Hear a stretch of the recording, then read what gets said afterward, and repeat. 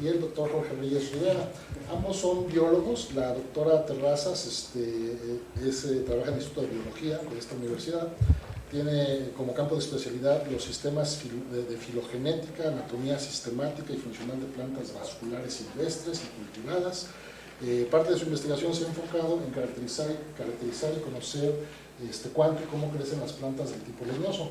Ella es bióloga por parte de la Facultad de Ciencias, maestra por el Colegio de Postgraduados y doctora por la Universidad de Carolina del Norte en Chapel Hill. Actualmente es PRIDE de nivel 3 del SNI y imparte regularmente cursos en el posgrado, de los posgrados de la UNAM. Es autora de 180 publicaciones en revistas indizadas y ha escrito varios capítulos del libro. Asimismo, pues ha dirigido un número considerable de tesis, tanto de licenciatura, maestría, doctorado, y ha organizado incluso varios simposios de nivel internacional en su área de especialidad, donde pues también ha presentado diversas pláticas por invitación. Por otra parte, el doctor Jorge Reyes Rivera, pues él es biólogo también de la facultad, pero él es de la FES Zaragoza, donde obtuvo mención honorífica en su maestría en sistemática vegetal y su doctorado en biología evolutiva, ambos en el Instituto de Biología de aquí de UNAM. Él ha realizado estancias de investigación nacionales en el Centro de Investigación Científica Nacional, en el Colegio de Postgraduados, y cuenta con diplomados, por ejemplo, en técnicas de bioquímica molecular por el CICI. ¿Ese cuál es? Es el Centro de Investigación Científica de Yucatán, ¿verdad? Sí, ok. Y un postdoctorado también en energía sustentable en el Colegio de Postgraduados. También es miembro del Sistema Nacional de Investigadores y pues ha colaborado en todos estos lugares donde ha trabajado en diversos proyectos, varios de aquí de UNAM, como los PAPIT, como la ultraestructura, composición química y expresión genética de elementos traqueales de la madera en cactácea, supongo que son las cactáceas, y actualmente pues realiza un postdoctorado en botánica en la Facultad de Estudios Superiores de Zaragoza, de la UNAM. Entonces pues es un placer que nos platiquen acerca de sus últimas investigaciones, en colaboración o por aparte, no sé cómo va a ser su plática. Entonces pues le cedo la palabra, primero parece que la doctora Terrazas, ¿verdad? Sí. Buenas tardes y muchísimas gracias por la invitación. Sé que nosotros tenemos ¿cómo lo? Es que aunque se desconectó. A pesar de que aquí la mayoría de ustedes son ingenieros químicos y demás, creo que tenemos mucha relación y por eso estamos nosotros los biólogos con ustedes.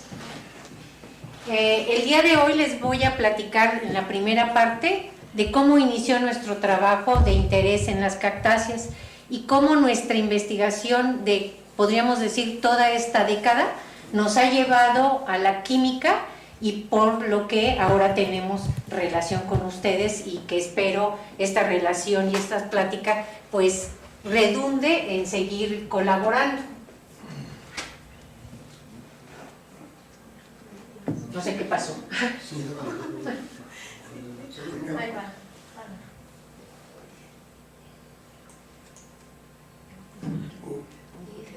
Dale.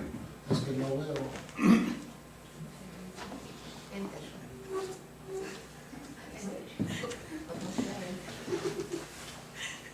Fíjense, yo voy a comenzar señalando que cuando las plantas invadieron la Tierra, realmente para que esto ocurriera, de que pasaran del medio acuático al medio terrestre, hubo una serie de innovaciones que les permitió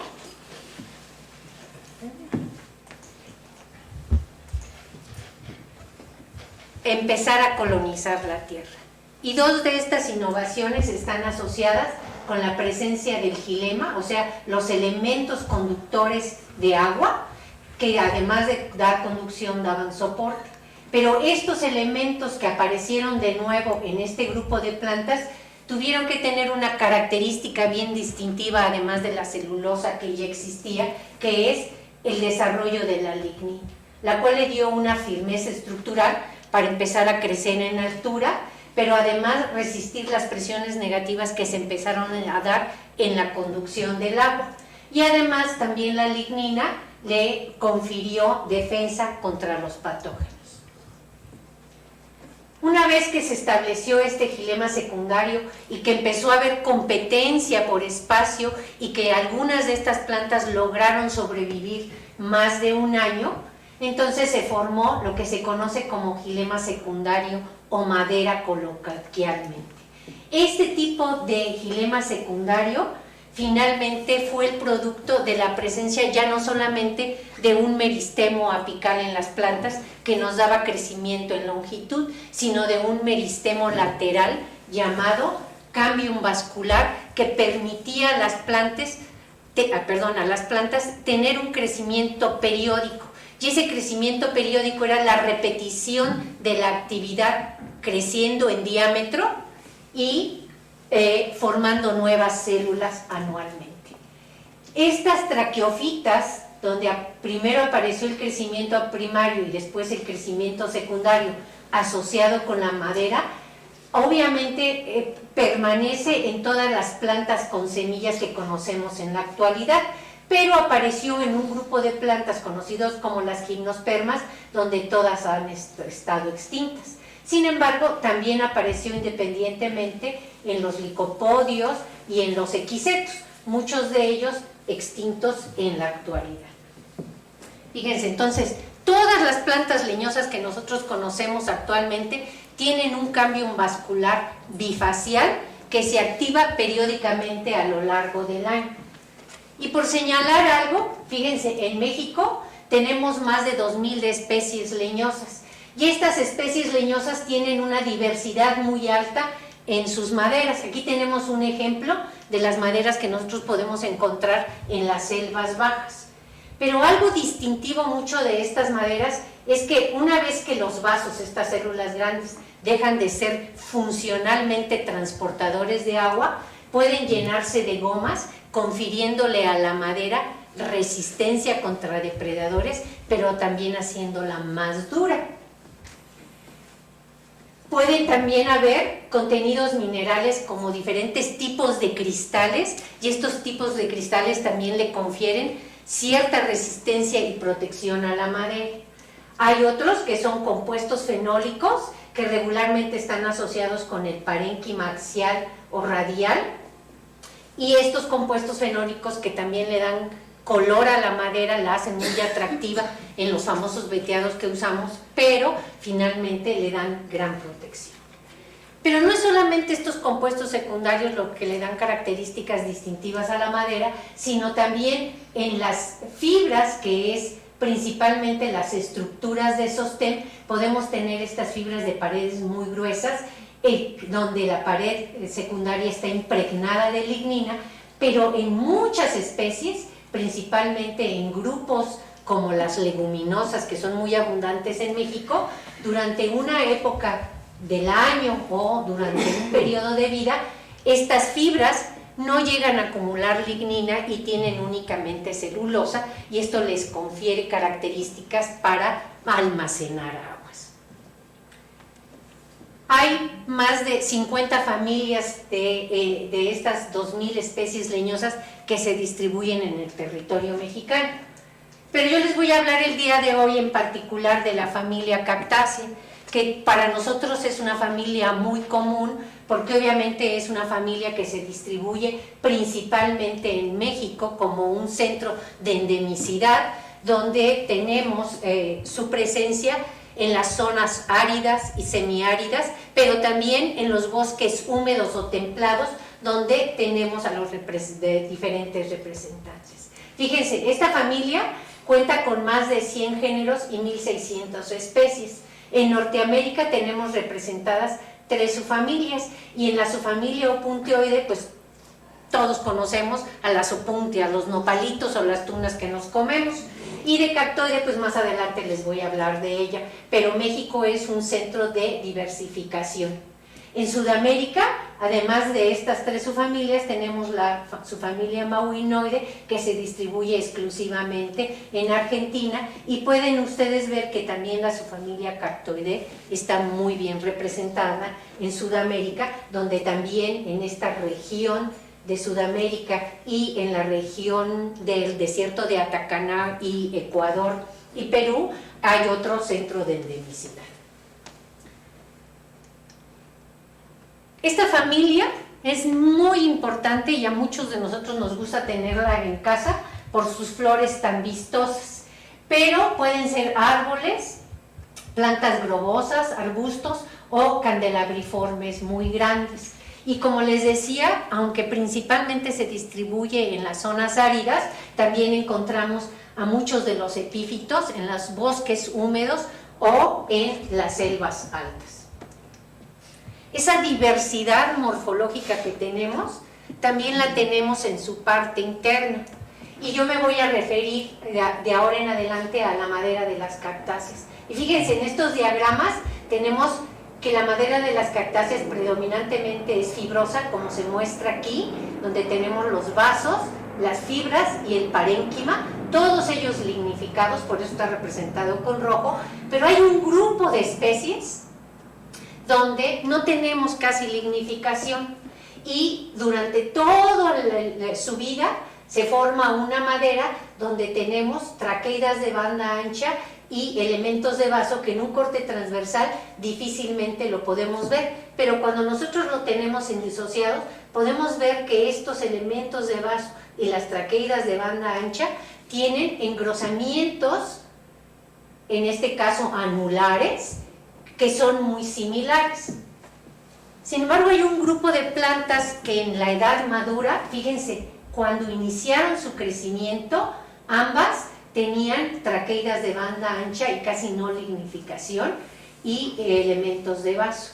Pero en la madurez pueden estar rodeados de vasos con parénquima o vasos con fibras.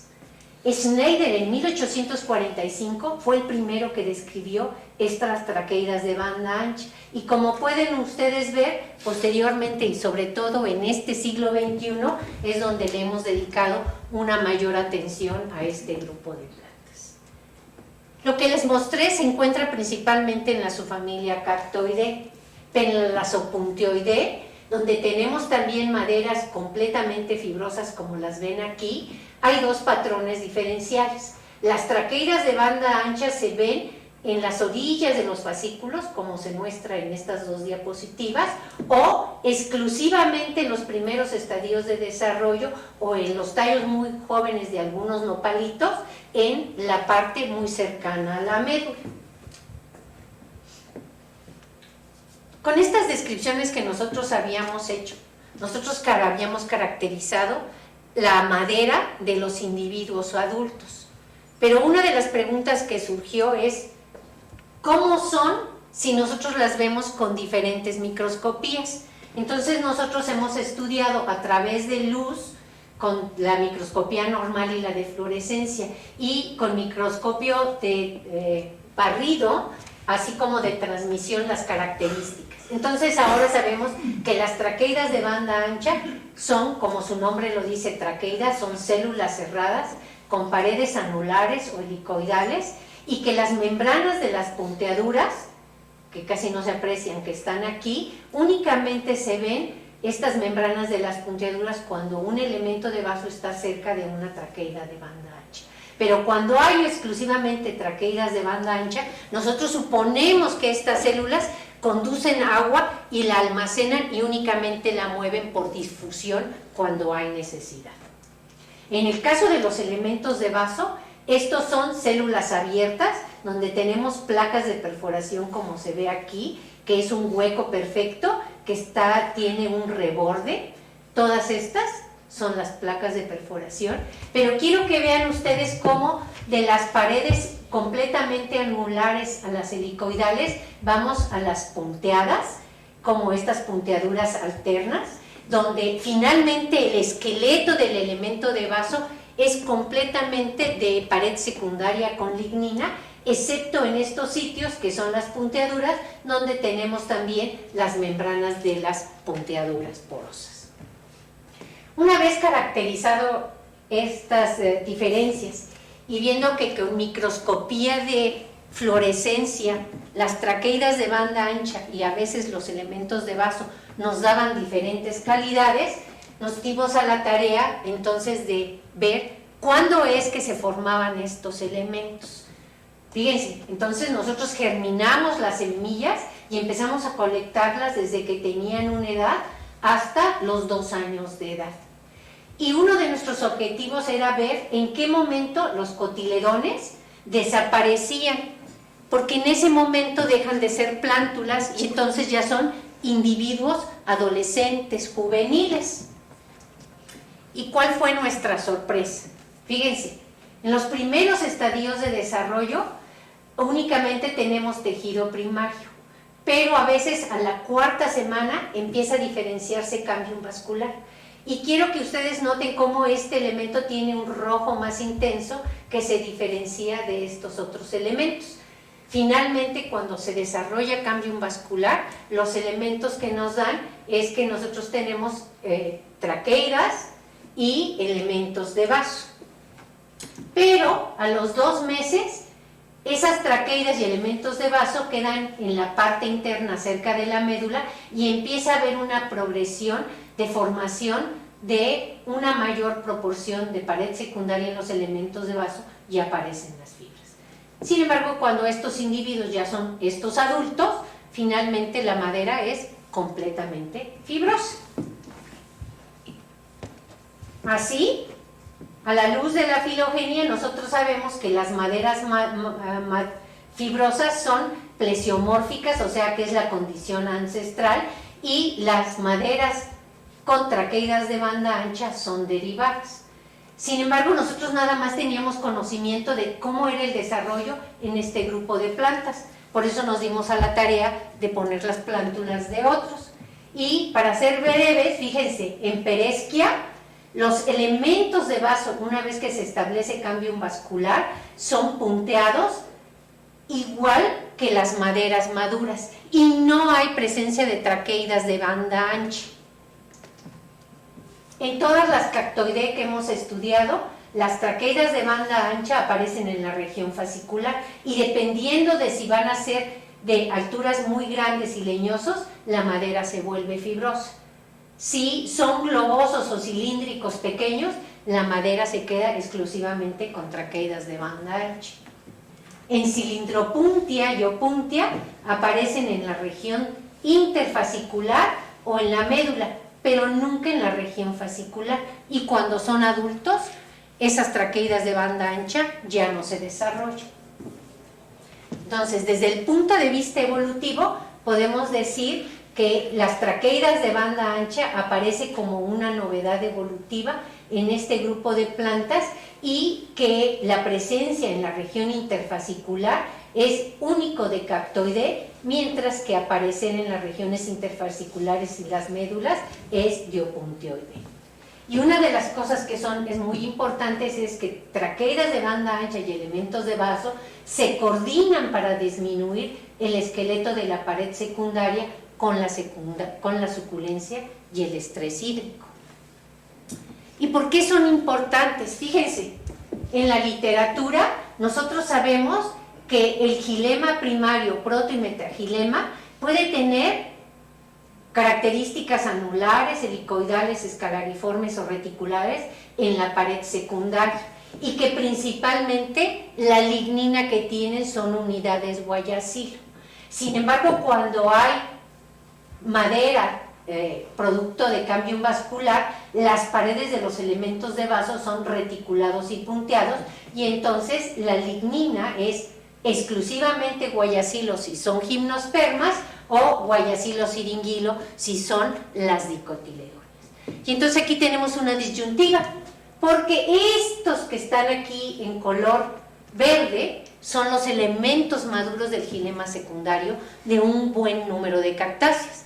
Y entonces la pregunta es, si las traqueidas de banda ancha son de origen primario, pues van a tener más unidades guayacilo en la lignina, al igual que los elementos de vaso. Y las especies con maderas fibrosas van a tener una mayor concentración de lignina. Fíjense, entonces, lo primero que nosotros hicimos fue caracterizar los componentes de celulosa, semicelulosas y lignina en 38 especies de cactáceas que representaban a los diferentes subfamilias y los diferentes tipos de madera que yo les mostré, fibrosas, no fibrosas y dimorfas. ¿Y qué fue lo que encontramos? Primero que nada, que un análisis de componentes principales me dice que yo puedo separar en estos aparentemente 3 grupos, que son 2 grandes grupos muy distintivos con relación a la lignina. Y posteriormente con las diferencias en madera libre de extraíbles y las celulosas. Y aquí en rojo podemos ver a las especies que tienen maderas fibrosas, en azul las no fibrosas, donde predominan las traqueidas de banda ancha, y en negro, aquí, aquí y aquí, a las maderas dimorfas, porque esas maderas tienen las características de ambos grupos. Pero algo que se nos hizo muy interesante ver, exclusivamente todavía sin llegar a las unidades del tipo de ligninas, es las concentraciones de ligninas comparadas con otras especies que se han descrito sus características, principalmente de especies leñosas o que se usan las fibras en la industria. Y fíjense, Ariocarpus, Coryphantha y Mamillaria, que son especies de cactáceas globosas pequeñas, presentan de entre el 14 y el 18% de lignina y son muy parecidas a un árbol grande que son las bétulas, a los agaves y un pasto. Mientras que quinocerios, melodia y las opuntias tienen entre el 20 y el 30% de lignina. Y vean ustedes cómo se parecen a los pinos, a los pópulos, a los ácer, a los fraxinos, a los encinos y a los suga, que son muchas de las especies leñosas que nosotros utilizamos. Mientras que en cilindropuntia y otras opuntias, peresque y estenocerios, tiene una proporción mayor de lignina. Pero estas especies de cactáceas sobresalen y tienen entre el 52 y el 54% de lignina, superando a muchas de las especies que utilizamos principalmente para la producción en la construcción o para hacer papel u otros derivados. Yo me voy a quedar hasta aquí, porque fíjense, estos son los descubrimientos que tenemos en parte, y ahora Jorge, que parte de su doctorado fue estar insertado en este proyecto y sigue adelante con él, es cuál es la caracterización de las diferentes componentes. Nada más para centrar, pues obviamente este proyecto no hubiera sido posible sin los apoyos de PAPIT durante varios años, CONACYT, y la colaboración de diferentes estudiantes.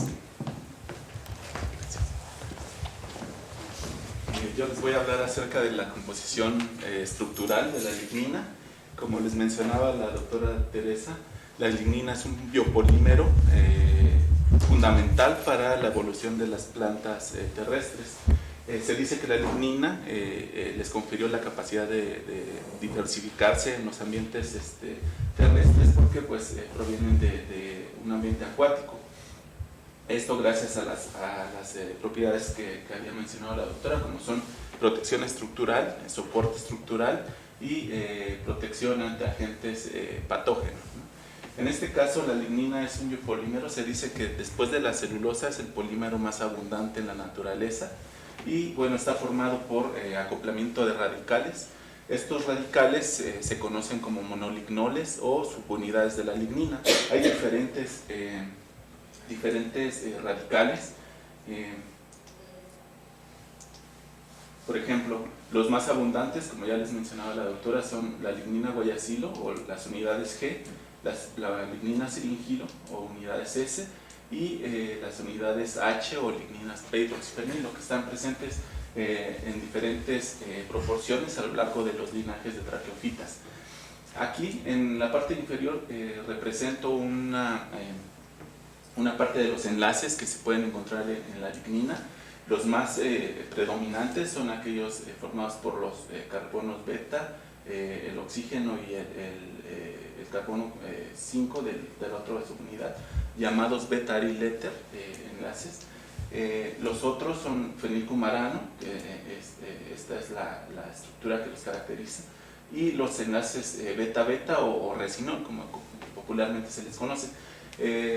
Hay otros en menos proporciones, como las dimensodioxosinas, algunos beta-alfa-diaril y las espirodinonas, que cumplen con diferentes funciones dependiendo de las proporciones en las que se encuentren. El papel de la lignina es importante porque la lignina es un polímero que se distribuye a lo largo de las microfibrillas de celulosa. Aquí es una representación de lo que hay en la madera. Estas son unas fibras, y en la pared secundaria de las fibras es donde encontramos la mayor parte de lignina. Este es un polímero que mantiene juntas las microfibrillas y les confiere soporte estructural a la célula, y además protección, además que funciona como una barrera ante agentes patógenos. Estas son las subunidades de la lignina y cómo varían a lo largo de los diferentes linajes de traqueofitas. Podemos ver que en pteridofitas y gimnospermas la unidad principal es la unidad guayacilo. En angiospermas ya es más diversa la composición y va en porcentajes diferenciales de guayacilo, cinigilo y menores concentraciones de unidades H. Entonces, por eso es nuestro interés en estudiar la lignina de las cactáceas, porque en cactus, como ya lo habíamos visto, hay una diversidad de formas que está correlacionada con la diversidad de maderas. Estas son especies leñosas que presentan madera fibrosa, como los nopales o las peresquias o las cilindroputias que podemos ver cuando vamos, por ejemplo, en las carreteras a lo largo del camino. En este caso, el primer estudio que hicimos de la lignina fue tomando en cuenta plantas fibrosas y plantas no fibrosas, tanto con traqueidas de banda ancha como las plantas con madera dimorfa. Vimos que en las plantas fibrosas la composición de la lignina es muy homogénea, a diferencia de lo que ocurre en plantas dimorfas como las más pequeñas o con plantas con madera no fibrosa, donde la composición de la lignina es muy heterogénea. Entonces el peyote casi no tiene, ¿sí? El peyote es madera no fibrosa, entonces debería tener, pertenece a esta heterogeneidad, ¿no? Entonces nosotros pensamos que la heterogeneidad se debe a la gran abundancia de carbohidratos en las paredes primarias de las traqueidas de banda ancha, y cómo se unen estas paredes primarias con las fibras o los elementos lignificados. Entonces esta es una representación del cambio que ocurre en la madera. En la madera juvenil tenemos madera con predominancia de traqueidas de banda ancha, aunque también hay pocas fibras presentes, pero no son mayoría, y elementos de vaso. En la madera madura, adulta, ya encontramos exclusivamente fibras, ya las traqueidas de banda ancha están ausentes, y algunos vasos que cumplen con la función de conducción. Entonces, a nosotros nos interesó saber cómo es la interacción entre la lignina y las características anatómicas de las especies. Para ello estudiamos la estructura de la lignina. Primero colectamos individuos de 4 especies modelos seleccionadas con base en los estudios anteriores, que habíamos visto la heterogeneidad y la homogeneidad en la lignina. Colectamos muestras de madera madura, aislamos la lignina por medio de un sistema de disolución de dioxano acidulado en solución acuosa, y la caracterizamos por diferentes técnicas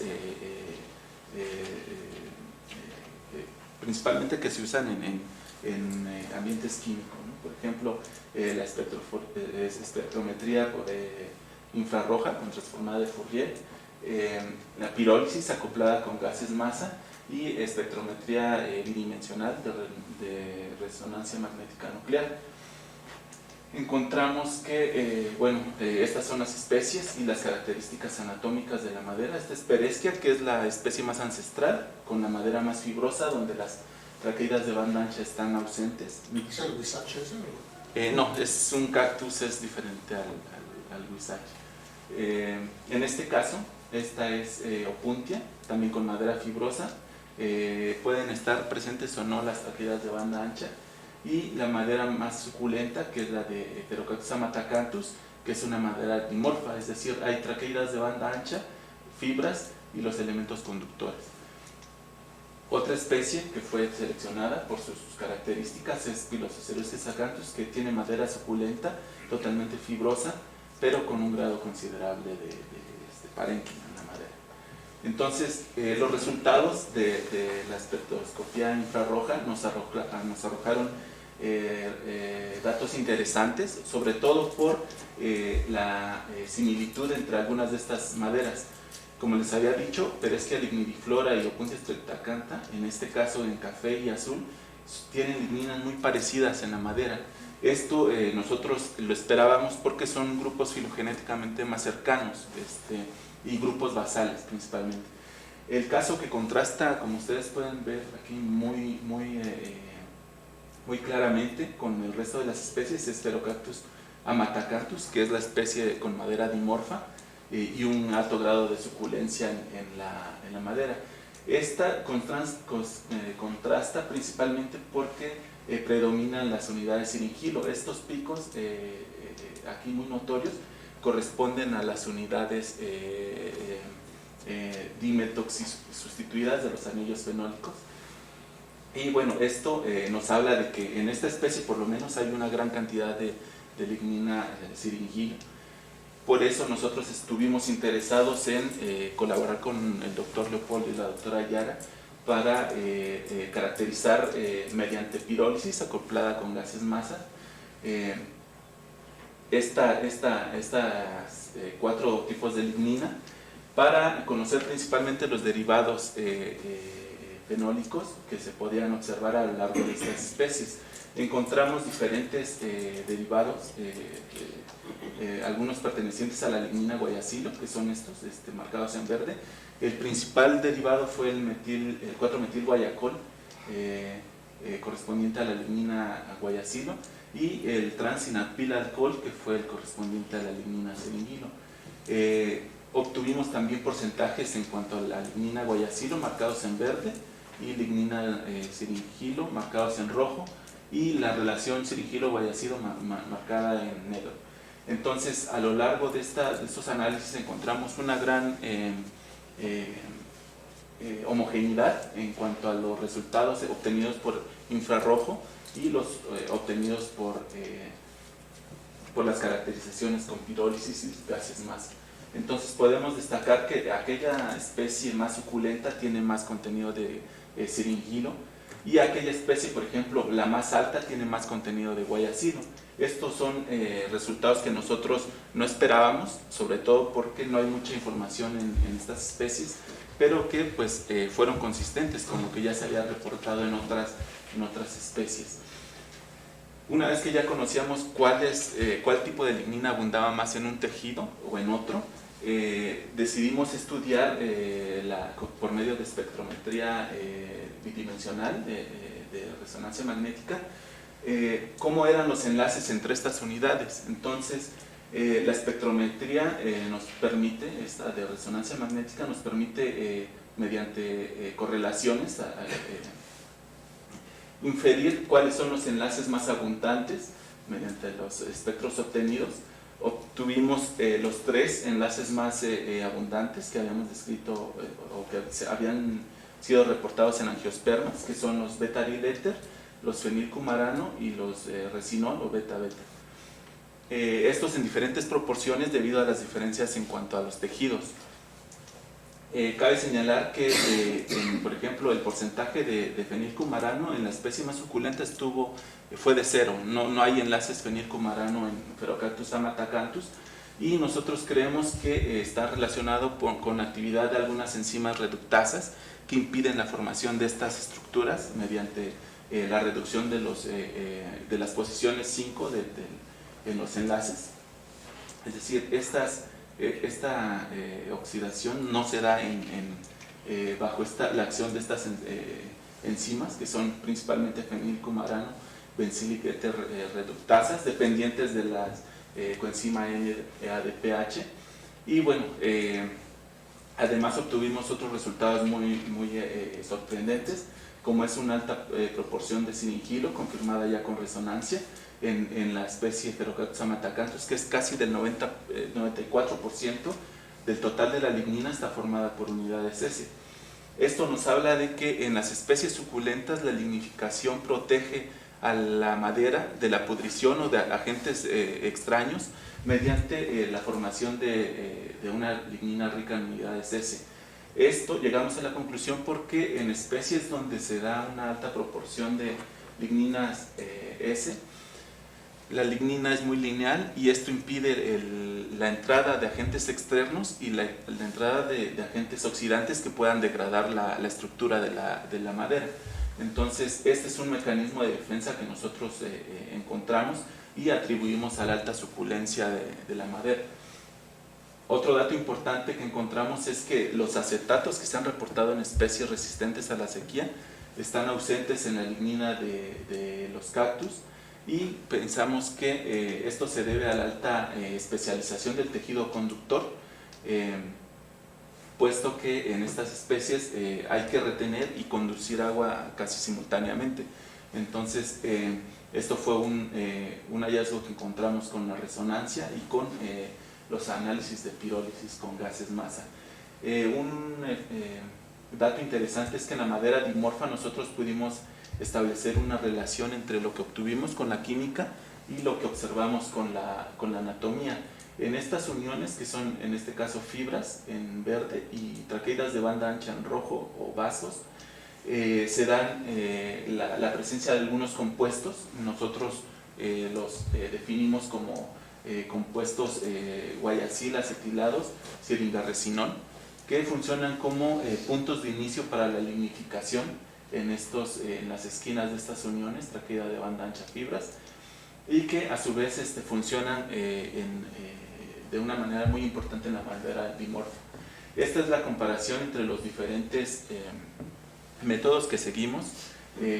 Podemos ver aquí el análisis de pirólisis en la lignina aislada, los porcentajes obtenidos. Los colores más oscuros son correspondientes a la lignina siningilo, y los más claros en la parte superior a la lignina guayacilo. Podemos ver que son muy homogéneos a lo largo de los tres diferentes métodos que seguimos para caracterizar la composición de la lignina, y mediante el análisis quimiométrico pudimos establecer relaciones de similitud entre las ligninas de las especies a nivel de subfamilia. Por ejemplo, Pereschia ligniflora y Opuntia streptacantha, que son las subfamilias más ancestrales, tuvieron una lignina muy parecida, a diferencia de Heterocactus amatacanthus, que fue la más contrastante y que pertenece a la subfamilia más derivada. Entonces, esto nos permite hacer hipótesis evolutivas del desarrollo con base en la composición química de la lignina.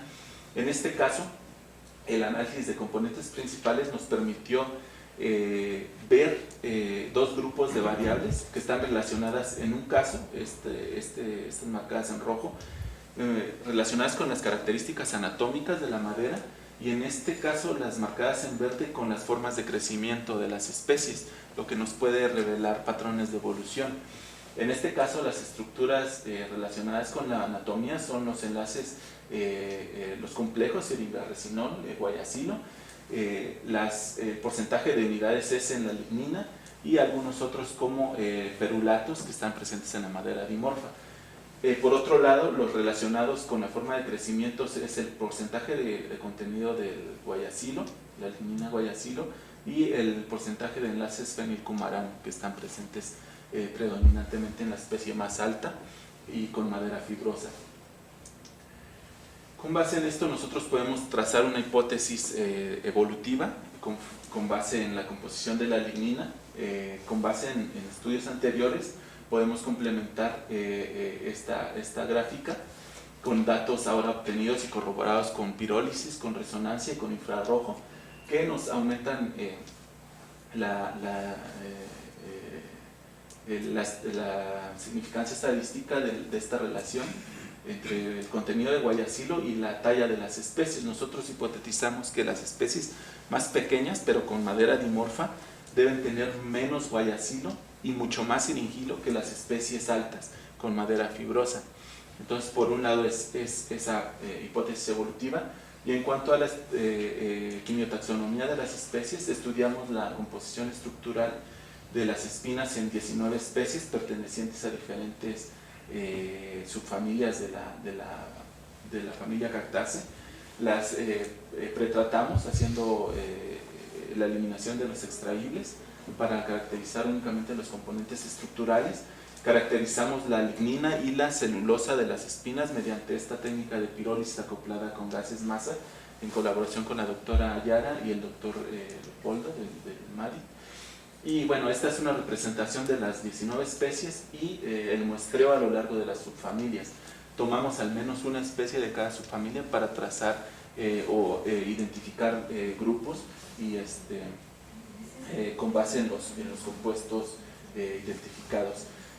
Como resultados tenemos que encontramos 53 compuestos derivados tanto de lignina, marcados en rojo, aquí en rojo, y aquellos marcados en azul o en gris, con la letra C, aquellos derivados de carbohidratos.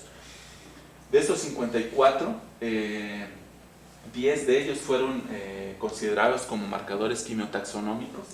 En este caso, estos son avances parciales porque todavía seguimos avanzando con los espectros y en la identificación de los compuestos, pero bueno, podemos ver que a lo largo de las subfamilias podemos encontrar mucha más diferencia en cuanto a la presencia de algunos derivados, como son metilfurano, en este caso los picos más altos, el bromometilciclopropano, en este caso, los fenoles que están aquí cerca del 10, el metilcatecol, que es un compuesto que que se observa en la madera, pero que no es muy abundante. Otros compuestos derivados de los carbohidratos, como la D-ribosa, en este caso y el levoglucosan, que se encuentra ligeramente desplazado dependiendo de la composición de algunos derivados con peso molecular más pequeño. A nivel de género, pues, pudimos observar algunas diferencias en la tribu Cactae entre Ferocactus, el género Ferocactus y el Echinocactus, y estos corresponden principalmente a los derivados de la lignina, como el fenol y el metilcatecol, igual que la 4-hidroxidosmetilacetofenona, y algunos otros derivados de los carbohidratos, como el metilfurano, la D-ribosa, el levoglucosan y el bromometilciclopropano. Entonces nosotros hipotetizamos que esta diferencia de compuestos en las espinas nos puede ayudar a definir especies que actualmente son controvertidas en cuanto a su taxonomía, al nombramiento de sus taxones, por ejemplo, utilizando diferentes marcadores, incluso moleculares, ¿no? Entonces, con base en lo obtenido hasta ahorita, podemos decir que la caracterización de la lignina por diferentes técnicas nos puede ayudar a trazar hipótesis evolutivas e incluso puede funcionar como un marcador taxonómico para la separación de especies o de grupos de especies a diferentes niveles, tanto a nivel de subfamilia como a nivel de género o a nivel de especie. Entonces, estos son los avances que tenemos hasta ahora en conjunto con el laboratorio de MADI, y pues les agradecemos mucho su presencia en este coloquio, y pues si hay preguntas, con todo gusto se las respondemos.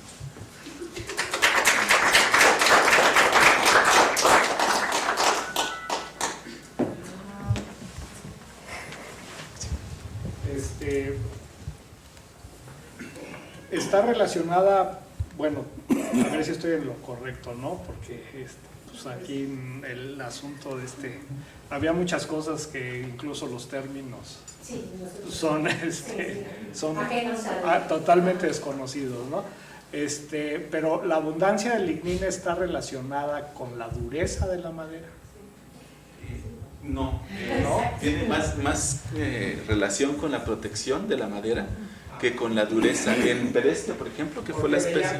En la tablita veía, por ejemplo, que tenía, no sé, el pino, ¿no? Que tenía menos lignina que el encino.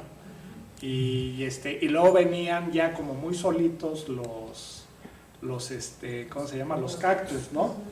Entonces, pues sí, digo, uno está muy familiarizado o más familiarizado con ese tipo de maderas de árboles, ¿no? que de los cactus, o sea, no sabe uno realmente, uno podría suponer en efecto que pues, la estructura de un cactus es, pues como que los corta uno con mucha facilidad y los destruye uno. Ahorita ¿no? le acaba de dar la clave. Y, fíjate, muchos ecólogos en sus trabajos de estructuras descuentan o eliminan a las cactáceas porque dicen no son leñosas. Pero realmente son árboles y son leñosos. Y en términos, vamos a decir, globales de su madera, la proporción de lignina que tienen, como mostré en ese cuadro comparativo, sí es mayor. Pero aquí es lo que descubrimos y es lo que es bien diferente. En términos de la calidad de su lignina, o sea, cuáles son los componentes de su lignina, hacen lo opuesto a las otras especies, sean los pinos o sean los encinos. Porque las concentraciones de guayacilo siringuilo que estábamos esperando son invertidos. Como señaló Jorge, Peresquia o el más alto, que suponíamos iba a tener más siringuilo, no tiene más siringuilo, tiene más guayacilo. Y en cambio los chiquitos globosos, que antes de que hiciéramos todo este trabajo yo había metido mi mano al fuego y se me hubiera quemado, yo le apostaba a que iban a tener más guayacilo. Y fue lo contrario, nos están diciendo que tienen más siringuilo. Pero por lo que hemos estado descubriendo es que tiene una lógica, porque el cambio es porque el siringuilo me protege contra agentes oxidantes y contra hongos y otras muchas cosas. Y el siringuil y el guayacilo sí me permite crecer alto y ahí me mantengo en proporciones más o menos similares dentro de las cactáceas. Pero si lo comparo con otros grupos, tienen completamente un comportamiento muy diferente. Incluso comparando entre especies de cactus, comparamos la especie más fibrosa, que es Peresquia, con muy poca suculencia en el tallo, con una Opuntia, por ejemplo, que es más suculenta, y observamos que Peresquia tiene menos contenido de lignina porque carga menos peso en el tallo que la Opuntia, pero ese patrón no se mantiene a lo largo de las especies. A diferencia de otras angiospermas, las cactáceas leñosas tienen mucha lignina, pero nosotros pensamos que no es tanto para el soporte, sino para la protección estructural. Y con este trabajo que logramos hacer con ustedes aquí, entendimos por qué las cactáceas, y es una cosa que a mí me llamaba la atención desde que empecé a trabajarlo, no en este siglo, sino en 1998 que empecé a trabajar con cactáceas. Yo decía, pero ¿por qué las cactáceas son tan aburridas? No tienen fenoles, no tienen resinas, no tienen gomas como muchas otras especies. Pero eso sí, no entran descortezadores y no entran bichos, porque a pesar de que proporcionalmente dentro de su suculencia tienen, entrecomillado, poca madera, esa madera no está afectada por ningún agente biológico. Y perdón, otra pregunta. Hablaba de que en los vasos, cuando ya no funcionan para conducir agua, Sí, exacto. se llenan de goma, Ajá. ¿no? Por ejemplo, yo me acuerdo mucho del guayule. ¿Sí? El guayule es un arbusto Sí. del desierto que produce goma, bueno, que produce caucho, pues, ¿sí? ¿Es que tiene sus vasos llenos de goma o qué le pasa al guayule? ¿Por qué es capaz de darnos, bueno, digamos que es la opción del desierto para producir caucho, como el árbol del caucho en la selva, ¿no? O sea, lo que produce su goma la produce en otra estructura y la produce en la parte más externa, que es el floema. Esos vasos que les mostré que se llenan de estas resinas son muy comunes en la familia de las leguminosas. Y el prosopis, el huizache que dijo hace rato, el huizache, y muchas de estas especies que crecen en zonas áridas, una manera de aislar y proteger esa parte de la madera que ya no es conductora de agua es llenarla de estas gomorresinas, y eso las hace que sean muy resistentes a la degradación, pero también las hace muy resistentes al intemperismo, y la parte viva funcional es una parte muy muy pequeña. Muchas gracias. Doctora Jorge, pues muchas gracias en realidad por la charla. Reconozco la labor de la doctora Almanza, además para haberlos convocado, que finalmente tanto Yara como Jorge se han convertido en las caras que tal vez más han participado en esto. Y bueno, pues realmente es algo interesante. Somos un laboratorio que nos dedicamos a cosas totalmente diferentes, pero es como agradable saber que en realidad el potencial del laboratorio pues tiene también pues las posibilidades de aportar algo en otros campos, por supuesto a través del recurso humano, ¿no? Que finalmente es lo que permite que las cosas se muevan. Y tendré un par de preguntas, pero la verdad con toda la ignorancia del mundo, porque he tenido la oportunidad de ver particularmente en la región de Puebla una serie de cactáceas que comienzan como nopales y después se van transformando como en árboles, ¿no? Estas entonces, o esto haría pensar que la cantidad de lignina que contienen va cambiando conforme la edad del ejemplar. Pues sí. Sí, Sí. Y entonces ¿existe alguna manera como de intentar predecir quiénes se van a convertir en estos árboles tan raros que surgen, o cómo se estiman esas cosas, ¿no? Porque las opuntias, al género que te refieres, es uno de los géneros más grandes de la subfamilia Opuntioides. Yo creo que hay más de 200 especies, ¿verdad, Jorge?, de opuntias. Pero fíjate, lo importante de las opuntias es que tenemos opuntias que son completamente rastreras, pequeñitas, otras que empiezan como lo que dices, ¿no? Parecen arbustitos pequeñitos con unas pencas, sus cladodios pequeños, y a medida que va creciendo, adquieren un tallo grueso, grande, que a veces llega a medir más de 10 centímetros de diámetro, y después ya tenemos las pencas, los tallos aplanados en las partes aéreas. Una de las características que tiene es que tienen esta gran cantidad de parénquima, y esa cantidad de parénquima les ha permitido modificar su forma, y solamente en los tallos, en las partes cilíndricas, es donde hay la mayor acumulación de madera. Ese es donde se acumula más madera. Cada vez estos individuos grandes pues los vemos menos, ¿no? Por ejemplo, las famosas nopaleras del altiplano mexicano pues están casi desaparecidas, o las grandes nopaleras del Valle del Mezquital pues también están casi desaparecidas. Entonces es un recurso que estamos perdiendo. ¿Pero ha sido por evolución que se están perdiendo o porque ha habido una explotación? Exacto, cambio de uso de suelo principalmente. Cambio de uso de suelo. Gracias, doctora, y nuevamente gracias. ¿Ya? Yo tengo una pregunta igualmente que con los doctores, es a partir de mi ignorancia, ¿no?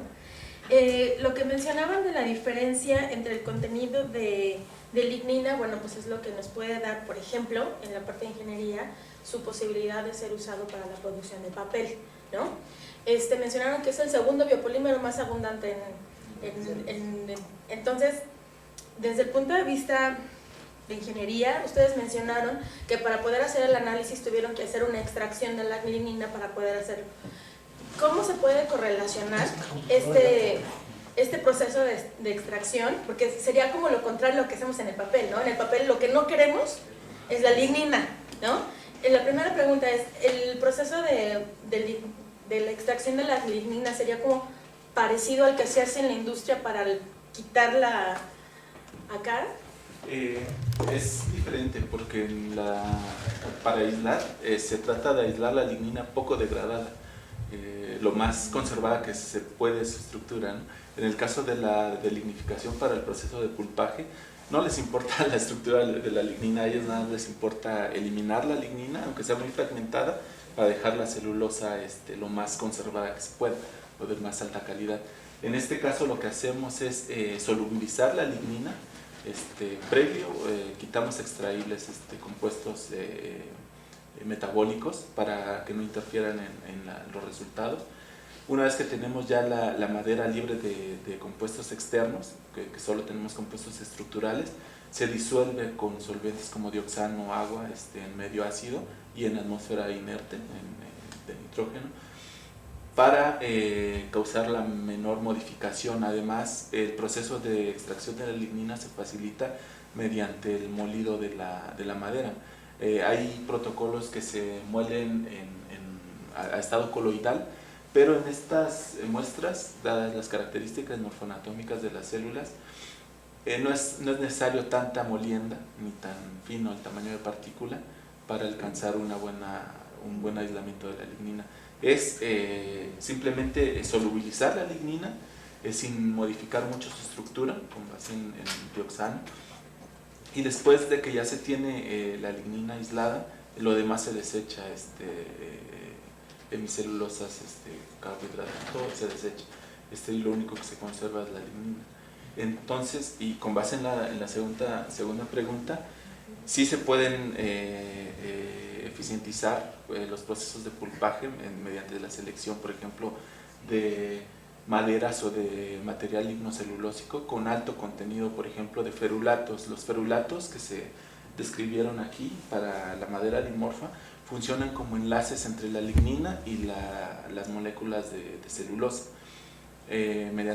Con la lignina por medio de enlaces éter y con los carbohidratos mediante enlaces éster.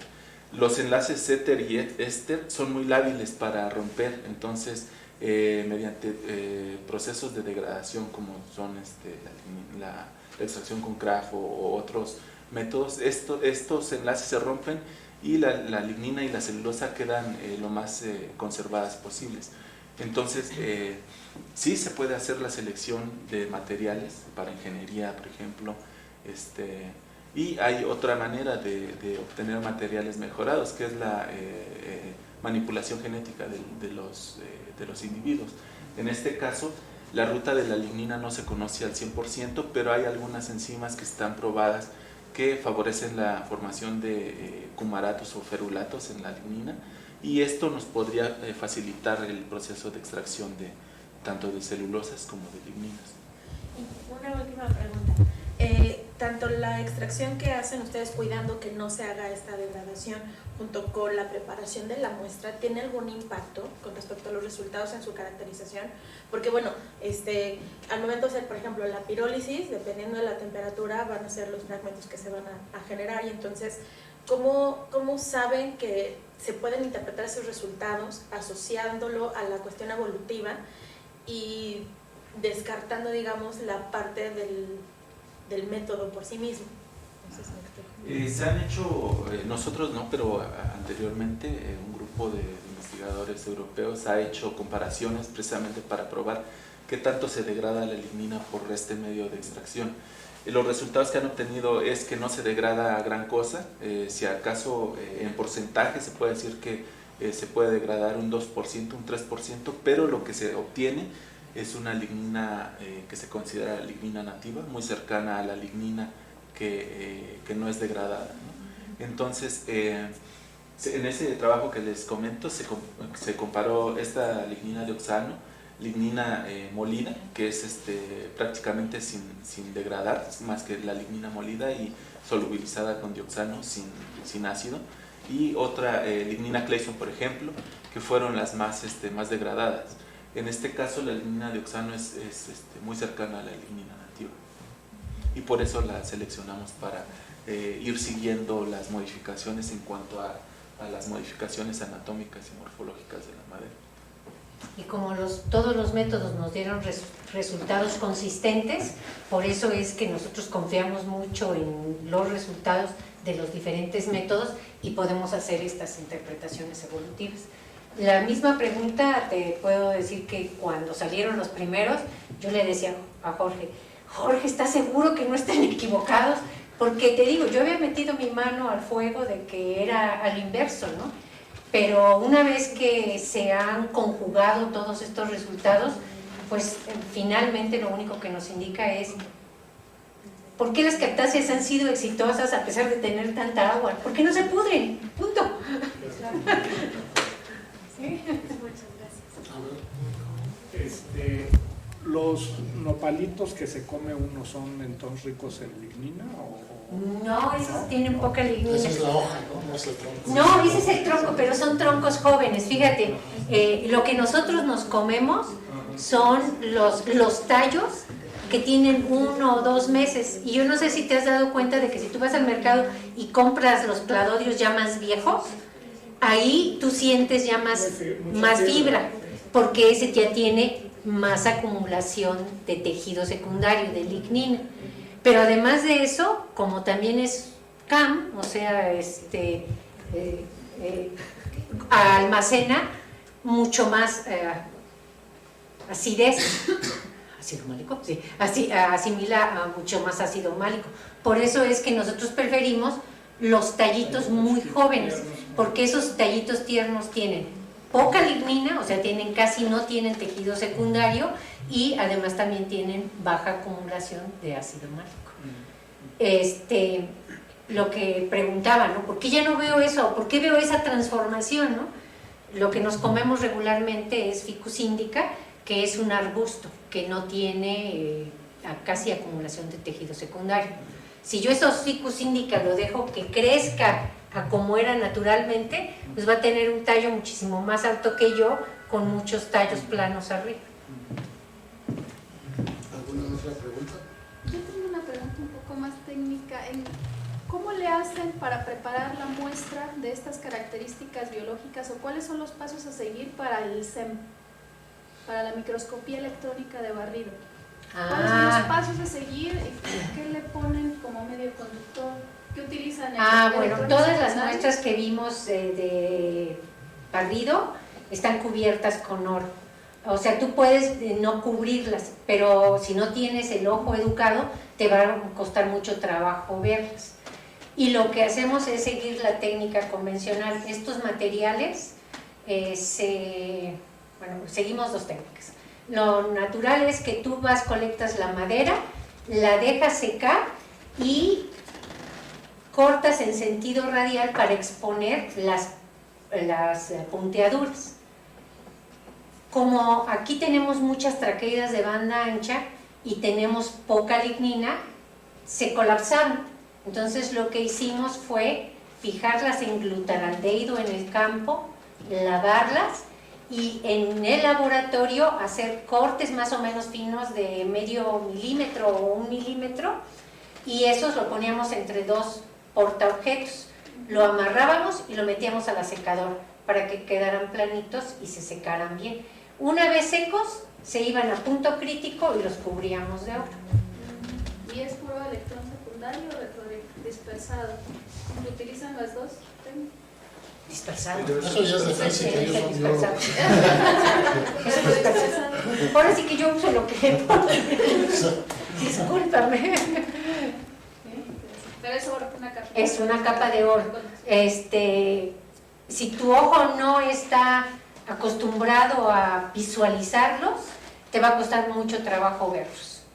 Sobre todo las membranas de las punteaduras, que esas viajas y viajas hasta que pasaste exactamente. Imagínate que tengo estas 2 células juntas. Estas 2 células están juntas porque tiene la lámina media. La lámina media es la sustancia péptica y hemicelulosas que mantiene la célula A y la célula B juntas. Cuando yo quiero ver las punteaduras, tengo que separarlas y verlas de frente. Y entonces voy a ver las membranas de las punteaduras. ¿Alguna otra pregunta? Igual también un poco de definición, porque escuché mucho lo de suculencia y yo, bueno, conozco las que le llaman suculentas, ¿no? Entonces, Los nopalitos. unas muy pequeñitas, ¿no? Bueno, hay de diferentes tamaños, pero que se reproducen rápidamente. Esas también, en primero la definición y la otra es, ¿esas también tienen un contenido de lignina? Hemos visto, por ejemplo, Ariocarpus, Astrophytum, mamilarias, que son los géneros de especies más pequeñas y más globosas, que tienen contenidos similares de Guayacilo serigilo, es decir, no son tan extremos como Enferocactus amatacanthus, donde hay madera dimorfa. Principalmente el contenido de Guayacilo serigilo nosotros lo relacionamos con la presencia de maderas dimorfas en las especies. Ariocarpus, que es una madera de puras traqueidas de banda ancha, tiene contenidos similares a Pilosocereus, por ejemplo, que es una fibrosa muy alta, pero no tiene madera dimorfa. Entonces, nosotros creemos que esa es la principal condición para desarrollar una lignina más rica en serigilo. Y le llamamos suculenta cuando la proporción de su circunferencia, de su volumen, es superior al 30% de células de parénquima que almacenan agua. Entonces, tú lo que ves en muchas de estas cactáceas, tienes entre el 30 y el 90% de células de parénquima que almacenan agua. Por eso es la contestación que decíamos. Tienes más peso, porque imagínate, en la época de lluvias, ahorita que se está terminando la época, están saturadas de agua. Y están hasta las costillas, en lugar de ver las costillas así, ves las costillas así abiertas, porque completamente están llenos de agua. Y el peso es el agua que sostienen en ese tejido de parénquima. Y en el centro tienes la costillita de madera, ¿sí? Le voy a llamar la costillita, el cilindrito de madera. Entonces, ¿qué va pasando? Pierdo agua, octubre, noviembre, diciembre, enero, febrero, marzo, abril, mayo, estoy perdiendo agua. Y entonces, lo primero que pierdes es el agua que guardaste en el parénquima. Y entonces empiezan a ser chiquitos. Y por eso decimos que estas células son bien importantes. Porque fíjate, me estoy primero perdiendo la suculencia en volumen, porque estoy perdiendo el agua en el parénquima, pero hasta un cierto punto.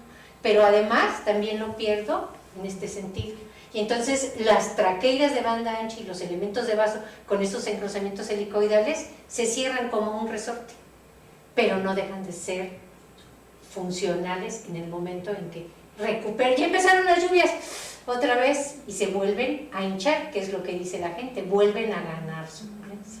Entonces lo que veías enterrado, que nada más veías la cabecita, ahora ves esto.